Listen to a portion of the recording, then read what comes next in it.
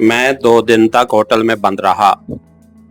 दूसरे रोज दोपहर के बाद तर्चना की पुली खूबसूरत सांवली दोशीजा मालिनी आयर का फिर फोन आ गया। मैंने उसकी आवाज पहचान ली और खामोश रहा। वो हेलो हेलो करती रही। मालिनी आयर बार बार मुझे पुकार रही थी। मैंने आहिस्ता से फोन बंद कर दिया। शाम की हल्की हल्की स्याही शहर की कुशादा सड़कों पर उतर रही थी कि मैं टहलने के लिए सड़क पर आ गया। 2 दिन कमरे में बंद रहकर मैं तंग आ गया था। कमबख्त नकाबपोश एजेंट की जानिब से भी कोई पेशरफ्त नहीं हो रही थी। कम अज कम उनकी तरफ से कोई इशारा मिल जाता तो मुझे उस दुश्मन शहर से निजात मिल जाती। मिशन पाम आयल नारोमनी के महाज पर तो जैसे मौत का सन्नाटा तारी था। उनकी तरफ से आदमी तो दरकुनार कोई फोन भी नहीं आया था। मैंने सैनमा वाले शॉपिंग सेंटर की तरफ जाने की बजाय बड़ी मार्केट का रुख किया। मैं फुटपाथ पर कोठियों की दीवार के साथ साथ जा रहा था। खुली हवा ने मुझे एक नई ताजगी का एहसास दिया था। खंभों की मरकरी लाइट्स जाग उठी थीं। सड़क पर गाड़ियां आ जा रही थीं। फुटपाथ पर भी लोगों की आमदोरफ्त जारी थी।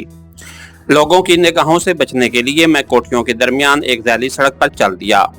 मान मुझे एहसास हुआ जैसे मेरा पीछा किया जा रहा हो। जब मैं बड़ी सड़क पर आया था तो मैंने सरमई धुंधलके में एक इंसानी जिस्म को कोने वाली कोठी की दीवार के साथ लगे देखा था, जिसने मेरे पीछे चलना शुरू कर दिया था।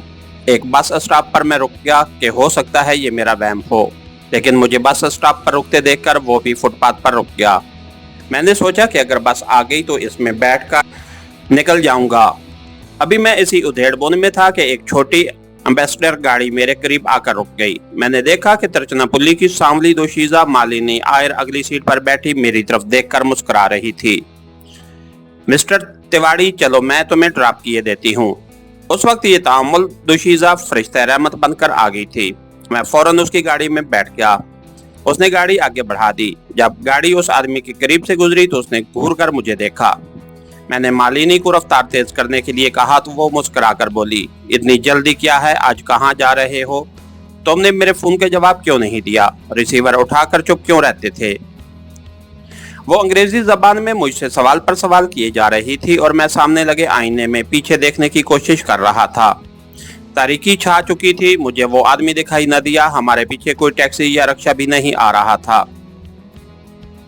मैंने इत्मीनान का सांस लेते हुए मालिनी से माजरत चाही और कहा कि मैंने उसकी आवाज नहीं पहचानी थी, मगर मैंने तो फोन पर तुम्हें अपना नाम भी बताया था। मालिनी, मैं इस शहर में परदेसी हूँ, एक फर्म का नौकर हूँ। मैं किसी जज्बाती मामले में नहीं फंसना चाहता, इसलिए फोन बंद कर दिया। मालिनी यार खामोश रही। उसने पूछा कि मुझे कहाँ जाना है। मैंने जवाबन कहा कि यूं ही सैर के लिए निकला था। वो जल्दी से बोली, फिर मेरे साथ घर चलो, मैं तुम्हें अपना एल्बम दिखाऊंगी, काफी बनाकर पिलाऊंगी। मैं उस वक्त किसी गुमनाम मकाम पर कुछ देर छुप कर वक्त गुजारना चाहता था, इसलिए हामी भर ली। वो बड़ी खुश हुई और उसने एक चौक में गाड़ी अपने मकान की तरफ मोड़ दी। मैंने आईने में देखा, हमारे पीछे कोई गाड़ी नहीं थी। ताक़ुब करने वाला गालबन वहीं रह गया था। मालिनी आयर की छोटी सी कोठी चारों तरफ से नारियल और केले के दरख्तों में घिरी हुई थी। गोल पत्थरों की एक छोटी सी रोशन जमीन से 3 फुट बुलंद कोठी के चौबी बरामदे तक जाती थी। वो मुझे ड्राइंग रूम में ले गई। उसकी सजावट बेहद सादा थी। एक तरफ कोने में तानपुरा रखा था। ताक में वैष्णु भगवान की मूर्ति के सामने दिया रोशन था। ये लोग वैष्णु थे। उसने डेक का बटन दबा दिया। स्पीकरों में से धीमी मगर गूंजदार आवाज में सितार की धुन उभरने लगी। मैंने मालिनी से पूछा कि क्या वो इस घर में अकेली रहती है? वो मुस्कुराकर बोली, नहीं, मैं अपने डैडी के साथ रहती हूँ, मेरी मम्मी का इंतकाल हो चुका है। मैंने पूछा, वो बच्चा किसका था जिसको प्राम में बिठाकर तुम इस रोज बाग की सैर करा रही थी? उसने कुछ शर्माते हुए कहा, वो मेरी बड़ी दीदी का बच्चा था। वो राम शोरूम से मुझे मिलने आई थी। वो रामी शोरूम से मुझे मिलने आई थी। 2 रोज हुए, वापस चली गई। ठहरो, मैं तुम्हें डैडी से मिलाती हूँ। वो पर्दा उठाकर दूसरी तरफ चली गई। मैं सर सोफे से टिका कर इत्मीनान से बैठ गया। फिजा में लोबान की महक रची हुई थी। डेक से सितार की आवाज मुंतशिर हो रही थी। मान सामने वाले दरवाजे का पर्दा हटा और मालिनी आयर के साथ एक उधेड़ उम्र का दुबला पतला सांवला सा इंतहाई तेज आंखों और ज़हीन नकूश वाला हिंदू नमूदार हुआ। वो जनूबी हिंद के वैष्णो हिंदुओं वाले सफेद धोती कुर्ते में मलबूस था। मालिनी ने डेस्क बंद करते हुए अंग्रेजी में मुझसे अपने बाप का तारुफ कराया और मेरे बारे में भी अपने बाप को बताया। उसने बाप का नाम कृष्ण आयर था। वो मुझसे हाथ मिलाए बगैर मुस्कुराता हुआ मेरे सामने वाले सोफे पर बैठ गया। मालिनी भी उसके पास ही बैठ गई। उसके बाप ने मालिनी की तरफ देख कर कहा, बेटा मिस्टर तिवाड़ी के लिए काफी बनाओगी? मालिनी उठी और दूसरे कमरे में चली गई। अब उसके बाप ने मुझसे बातें शुरू कर दी। वो मुझसे सवाल पर सवाल करने लगा। मेरी गोद क्या है, किस तिवाड़ी खानदान का हूँ, मेरी कितनी बहनें हैं, अब तक शादी क्यों नहीं की, माँ बाप कहाँ रहते हैं, वगैरह वगैरह। साफ जाहिर था कि मालिनी आयर ने अपने बाप से खुलकर कह दिया है कि वो मुझसे शादी करना चाहती है और उसका बाप मुझसे इस सिलसिले में जरूरी पूछगछ कर रहा था। शायद इसीलिए मालिनी मुझे बार बार अपने घर बुला रही थी। मैंने आयर को अपनी नकली जात और गोद के बारे में हिंदू जात पात के मुताबिक जवाब दिए, जिससे ये बात वाज़ेह हो गई कि मेरा ताल्लुक पंजाब के एक आला हिंदू घराने से है। मालिनी के बाप बेहद खुश हुआ। मैंने गुफ्तगू का मौजू बदलने के लिए मालिनी के बाप से पूछा कि वो कौन सा बिजनेस करते हैं। आयर अपने गंजे सर को खुजाते हुए बोला, मैं बिजनेसमैन नहीं हूँ, पुलिसमैन हूँ। अगर मुझे नाजुक से नाजुक हालात में अपने जज्बात और हवास पर काबू पाने की ट्रेनिंग न मिली होती तो यकीनन चौंक कर उछल पड़ता, मगर मैं अपनी जगह पर जमकर बैठा रहा और चेहरे की मसनूई मुस्कुराहट भी कायम रखी। मालिनी का बाप मिस्टर आयर पुलिस में एसपी था और अभी सर्विस में ही था। मालिनी आ गई। उसके पीछे एक मद्रासी नौकर था जिसने काफी की ट्रे उठा रखी थी। मालिनी की साड़ी से अब एक नए परफ्यूम की महक उठ रही थी। नौकर काफी रख कर चला गया तो मालिनी काफी बनाने लगी। मैं अब वहां से भागने की फिक्र में था। अगरचे मालिनी का पुरकशिश चेहरा और जादूगर खुशबू मुझे जकड़े हुए थी, लेकिन मेरा एक पुलिस अफीसर के सामने बैठे रहना खतरनाक साबित हो सकता था। लेकिन काफी की एक प्याली पिए बगैर वहां से जाना गैर शाइस्ता बात थी। मालिनी ने काफी की प्याली मेरी तरफ बढ़ाई। उसकी शरबती आंखों में दिल आवेज मुस्कुराहट थी। मैंने भी मुस्कुराकर उसका शुक्रिया अदा किया और काफी पीने लगा। उसका डैडी अपनी कलाई पर बंधी हुई घड़ी की तरफ देखकर बोला, बेटी प्रादेशिक खबरों का वक्त हो गया है, जरा टीवी खोल देना। मालिनी ने टीवी ऑन कर दिया। उसके डैडी ने मेरी तरफ माजरत आमेज नजरों से देखकर कहा, सॉरी मिस्टर तिवाड़ी, एक पुलिस अफीसर के नाते मुझे अपने फराइज से हर वक्त चौकस रहना पड़ता है। दरअसल 2 रोज पहले पंजाब से आए हुए हमारी सेंट्रल इंटेलिजेंस डिपार्टमेंट के एक सीनियर अफीसर का खून हो गया था।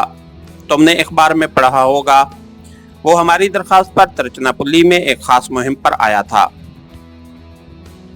मालिनी ने काफी के कप में चमचा हिलाते हुए पूछा, डैडी उसका कातिल अभी तक गिरफ्तार क्यों नहीं हुआ?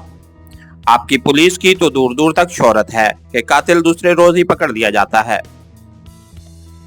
मिस्टर आयर की नजरें टीवी पर जमी हुई थीं, जहां साबन का इश्तिहार दिखाया जा रहा था। वो मुस्कुराकर बोला, बेटी कातिल कल तक जरूर पकड़ा जाएगा।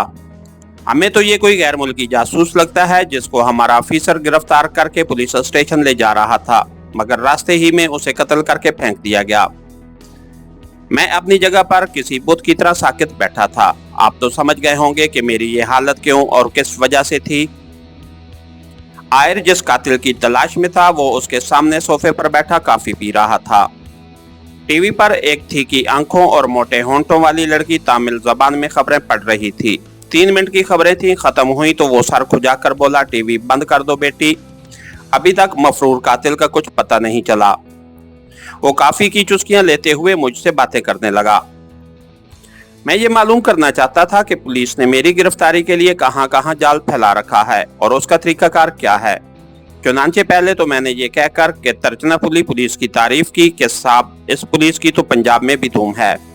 फिर पूछा कि पुलिस किन किन मकामात पर कातिल को तलाश कर रही है। मालिनी का बाप एक जिम्मेदार पुलिस अफीसर था। उसने मुझे सिर्फ इतना ही बताया कि पुलिस ने कातिल की खोज में सैलमा वाले शॉपिंग सेंटर के इर्द गिर्द खसूसी टीम छोड़ रखी है। मैंने जानबूझकर सवाल किया कि पुलिस तो कातिल की शक्ल से वाकिफ ही नहीं है, फिर वो उसे कैसे गिरफ्तार करेगी। आयर ज़ेरे लब मुस्कुराया और काफी की प्याली मेज पर रख दी। सफेद बेदाग रुमाल से अपने होंठ पोंछते हुए बोला, हमारी बड़ी गुड लक हुई है कि जब हमारा ऑफिसर कातिल को सलमा की लॉबी में से गिरफ्तार करके बाहर ले जा रहा था तो उसके साथियों ने उसे देख लिया था और हमारे ऑफिसर ने खुफिया इशारे में उन्हें पुलिस को खबरदार करने के लिए भी कहा था। लेकिन बदकिस्मती से मकतूल ऑफिसर के साथी आम शहरी थे। वो बर वक्त पुलिस को फोन पर इतला न कर सके, वरना कातिल उसी सड़क पर गिरफ्तार हो जाता जहां उसने हमारे ऑफिसर को गोली मारी थी। मालिनी भी इस केस में दिलचस्पी ले रही थी। अब मैं बात का मौजू बदलने की कोशिश करता तो मालिनी कोई न कोई सवाल कर देती। कमबख्त को शायद जासूसी नावल पढ़ने का बहुत शौक था। उसने अपने डैडी से पूछा, डैडी आपकी पुलिस ने ये कैसे नतीजा निकाला कि कातिल गैर मुल्की जासूस है? हमें यकीन है बेटी कि कातिल एक पाकिस्तानी जासूस था। अगरचे मकतूल ऑफिसर इस मिशन पर तिरुचिरापल्ली नहीं आया था, लेकिन उसकी तजर्बाकार नजरों ने सलमा में उस जासूस को पहचान लिया और फिर उसे पिस्तौल दिखाकर अपने आगे लगा लिया। लेकिन वो जासूस कोई जबरदस्त कमांडो है जो हमारे दलेर और तजर्बाकार सीक्रेट ऑफिसर को कत्ल करके फरार हो गया। बहरहाल कल या ज्यादा से ज्यादा परसों तक हम उसे पकड़ लेंगे। तिरुचिरापल्ली से बाहर जाने वाले तमाम रास्तों पर पुलिस के दस्ते तैनात हैं। कातिल का हुलिया उन्हें बता दिया गया है, वो हमसे बचकर नहीं निकल सकता। हुलिये के लफ्ज पर तो जैसे एक पल के लिए मेरी धड़कन ही बंद हो गई। अगर उस शख्स को मेरा हुलिया मालूम था तो उसे मुझ पर शक क्यों नहीं हो रहा था? क्या उसकी वजह यह थी कि ड्राइंग रूम में मदम रोशनी थी, या ये कि मालिनी के पुलिस ऑफिसर बाप की नजर कमजोर थी, या ये कि वो अपने होने वाले दामाद के बारे में कभी तसव्वुर भी नहीं कर सकता कि वो कोई जासूस भी हो सकता है। बहरहाल अभी तक उसने मुझे पहचाना नहीं था। अब तो मुझे वहां एक एक पल पूरे साल का महसूस हो रहा था। मैंने जल्दी से काफी के 2 घूंट लिए और प्याली मेज पर रखकर इजाजत चाहने ही वाला था कि फोन की घंटी बज उठी। मिस्टर आयर ने तमिल जबान में फोन पर किसी से बातचीत शुरू कर दी। मुझे सिर्फ एक खतरा था कि अगर वाकई कोई खुफिया पुलिस का आदमी मेरा पीछा कर रहा था तो उसने जरूर महकमे को फोन कर दिया होगा कि कातिल फलां सड़क के बस स्टॉप से किसी लड़की की गाड़ी में बैठकर फरार हो गया है। और अगर इस वक्त महकमे का कोई ऑफिसर यही बात मालिनी के बाप को फोन पर बता रहा है तो वो जब फोन बंद करके मालिनी को यही बात बताएगा तो उसे फौरन मालूम हो जाएगा कि बस स्टॉप से तो उसने मुझे अपनी गाड़ी में बिठाया था। इंतहाई आसाब शिकन घड़ी थी। मालिनी के बाप ने बात खत्म करके रिसीवर रख दिया। मालिनी ने अपने बाप से अंग्रेजी में कहा, डैडी आप इस प्लांट को बेच दें। बैंक से मजीद कर्जा लेकर मकान बनाया तो इसकी किस्तें नहीं उतार सकेंगे। मैंने सुकून का गहरा सांस लिया। ये हम सब की खुशकिस्मती थी कि फोन पर मालिनी का बाप किसी से अपने नए प्लाट पर मकान बनाने के बारे में बात कर रहा था। इसका मतलब था कि कोई शख्स मेरा ताक़ुब नहीं कर रहा था। ये माज मेरा ख्याल था। मैंने इजाजत चाही तो मालिनी के बाप ने पूछा, बेटा तुम वापस कब जा रहे हो? मैंने कहा, अभी कुछ रोज तिरुचिरापल्ली में ही रुकना पड़ेगा। हमें अपने घर का एड्रेस दे दो, हम तुम्हारे पिताजी को खत लिखना चाहते हैं। बूढ़ा बहुत संजीदा था। मालिनी उठकर डेक के पास चली गई थी। मैंने मालिनी के बाप का हाथ थामकर पुरएतमाद लहजे में कहा, आप फिक्र न करें, पिताजी आजकल दार्जिलिंग गए हुए हैं। जो ही वो वापस आ गए मैं आपको खुद आकर एड्रेस दे जाऊंगा।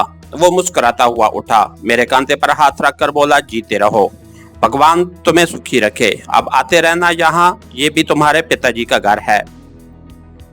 खुदा बचाए ऐसे पिताजी से जिसने मेरी गिरफ्तारी के लिए शहर भर में पुलिस और खुफिया पुलिस के आदमियों का जाल फैला रखा था।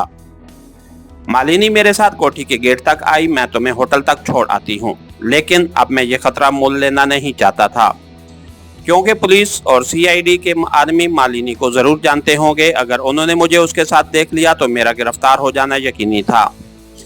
चुनांचे मैंने बहाना बनाया कि मैं पैदल चलना चाहता हूँ। साथ ही उसे ये भी बता दिया कि मैं कुछ दिनों के लिए मद्रास जा रहा हूँ, ताकि वो ना तो मेरे होटल आए और ना ही मुझे फोन करे।